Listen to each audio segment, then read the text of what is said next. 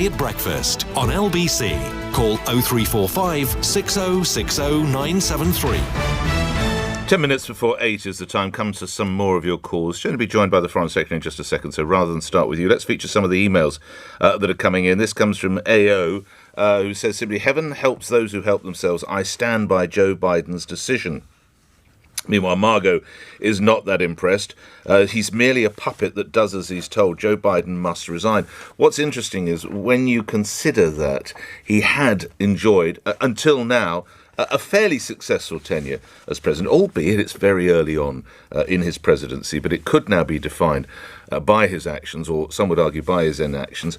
And the fact is the headlines on both sides, as we've shared the headlines on both sides of the Atlantic, they're effectively trying to point the blame towards the Afghans. Now, that, I would argue, is not a great look when, as I said earlier, you've got translators who are hiding in fear of their lives, and parents and grandparents and others probably trying to hide away. And by the way, it's not just young girls they go for as well. It's sometimes they round up widows or single women and they're just carted off to become jihadi. Why do we use the word brides? It's just rape victims. That's what they become, rape victims. Graham in Rugby. Graham, you're on the radio. Good morning. Good morning. Yeah. I tell you what, Hello? Graham, I'm going to, if you'll indulge me, my apologies. I am told we now have the Foreign Secretary. With the greatest respect to you, Graham, I want to hear your time. I want to hear your view, but hopefully you have a bit more time because he's a very busy individual. So we turn straight to the Foreign Secretary, Dominic Raab, who joins me now. Thank you for coming on, Secretary of State. Can you give us an idea of the sort of numbers that the teams are dealing with now in Kabul of British nationals and Afghan nationals that we're seeking to help? Good morning. Good morning, Nick. Yes, well, since Sunday, we've evacuated 150 British nationals. That includes dual nationals. And over the last week, 289 Afghans who have served the UK so admirably over the recent years. What we're now looking to do with the stabilisation of the airport, with the 600 UK extra personnel, the thousands that the Americans are applying, the stability that is starting to be restored there at the airport, is get more flights in. The original plan was an extra 350 going out over the next 24 hours. I suspect that will be ramped up as the security situation improves. And obviously, once the airport is secure, we can really start to increase those numbers, which is what we all want to see. What sort of number are we looking at? Do you have a rough idea? Is it 2,000, 3,000, 10,000 we're looking at? Foreign Secretary. Well, there's two different categories, really. There's the UK nationals, and that figure has been around 2,000 that have contacted us.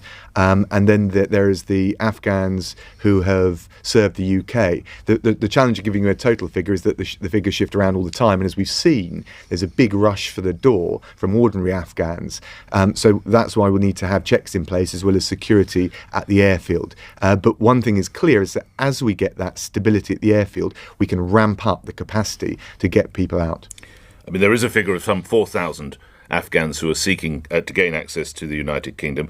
The people who are out there are far braver than I, but if we have roughly 2,000 UK nationals, possibly 4,000 Afghanis, 150 Britons and 289, it's not exactly shooting the lights out, is it, Foreign Secretary?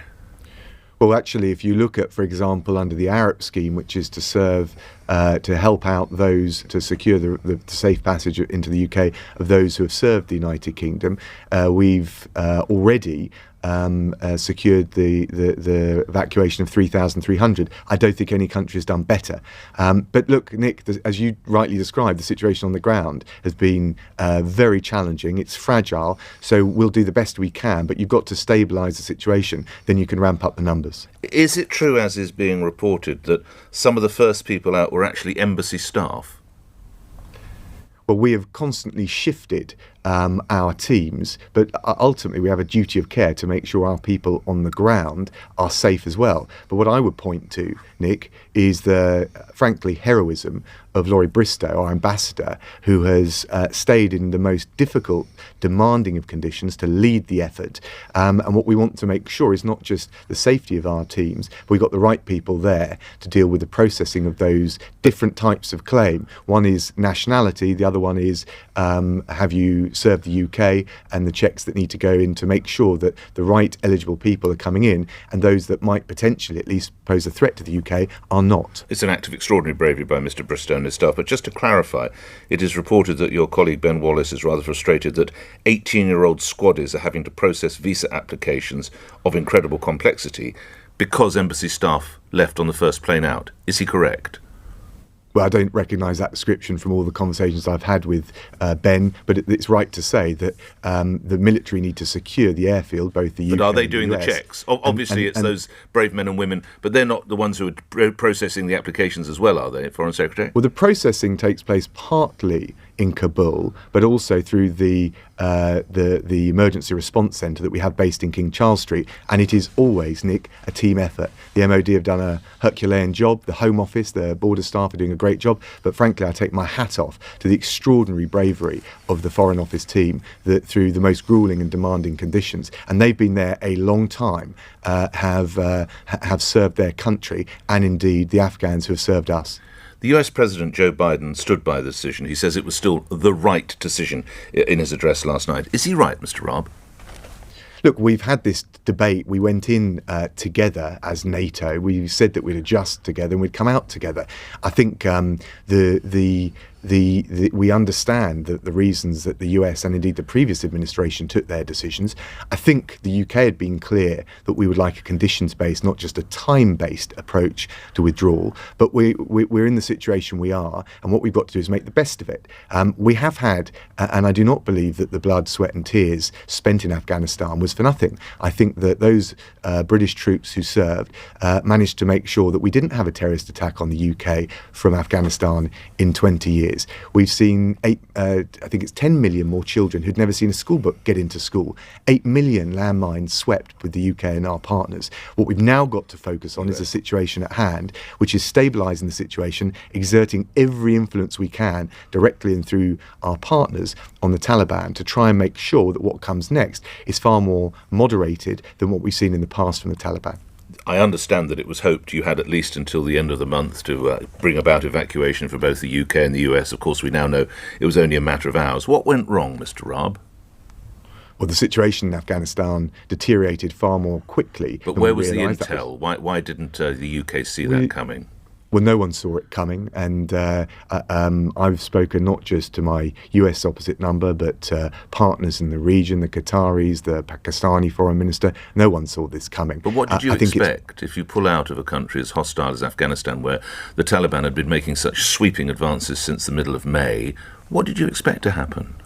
So actually, I think the best estimate was that after the withdrawal, you would see a slow consolidation of Taliban power, but that it wouldn't happen as quickly and as early as it did. And that was quite a widely held view. But of course, you're never entirely confident, 100% confident in the assessments made. They are always precarious and uncertain because it's such an inhospitable place to gather information. But I don't think, we'll be very frank, I'll be very frank with you about it. No one saw this coming in the way that it was coming in terms of the scale and the timing.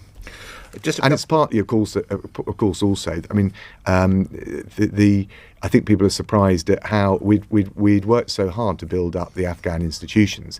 I think people were surprised at how fragile they proved once really tested by the Taliban, the security, but also others. But that reflects, I think, frankly, the raw fear that the ordinary Afghans have for the Taliban. Coming a little bit off your brief, you'll possibly be aware the Director General of MI5, Ken McCallum, has hinted at the fact that he fears this now could be inspiring for UK jihadis. How concerned should you be about this, Mr. Raab? Well, the Director General is absolutely right to make sure that all the foreign policy issues that are going on in the world we track in terms of the domestic threat, and whether it's what we deal with Afghanistan and how we've been working to secure the situation on the ground so that, as I said, in 20 years we've never had a terrorist attack on the UK, to those implications for domestic security. Our number one priority will always be to protect UK safety. So Ken is absolutely right to be focused on that. OK. So just to play back some of your words, it was always thought that the Taliban would consolidate its position. It was a precarious and uncertain scenario. and you opted to go on holiday. Questionable decision? Well, Nick, when I say that, I'm talking about since 2020, when the deal was done. You said that once the withdrew, you always thought the Taliban would consolidate its position in Afghanistan, and you accept that it's a precarious and uncertain situation. It seems a strange time to go on your holidays. No, but Nick, take this back. The announcement of the withdrawal was in February 2020 by the previous US administration. And what we've been tracking is what would happen. So we've been tracking that very carefully. And as I said, I look very carefully at the situation. As Foreign Secretary, I always have somewhere between 6 and a dozen simmering issues that can bubble up. Equally, if I never go on leave, you'll find you're not able to do the job to your full capability. Holidays are important, but this situation was crucial, was it not? But the other point, Nick, is that whenever I'm away, whether it's on leave, which I have had very little of in the last 18 months, as everyone else has as well because of COVID, but also because of the challenges we face, I'm always capable to respond. So, for example, I've been engaged in every Cobra. I've been... Why have you come back then, Mr. Raab? I was in direct control of the Foreign Office team, which is why we got the 150 so successfully out. But why the on need Sunday. to come back then? And I was talking to our international partners. I think clearly the severity of the situation demanded it. Right. In hindsight, you wouldn't go on holiday now, would you, if you'd known what was coming? No, but hindsight is a wonderful thing, is. which is the luxury of commentators, not politicians who actually got to do the job, if I may say. Yeah, you can say whatever you like, absolutely. I agree with you. Will you be returning to your holiday? Well, I certainly won't be going back abroad. You won't. OK, I'm grateful for your time. Dominic Raab, Foreign Secretary, appearing here on LBC. Thank you. Where the time is 2 minutes after 8 and news is next. On your radio, on Global Player, and Play LBC. leading Britain's conversation. This is LBC. From Global's newsroom at 8 o'clock, Joe Biden says he stands squarely behind the decision to pull America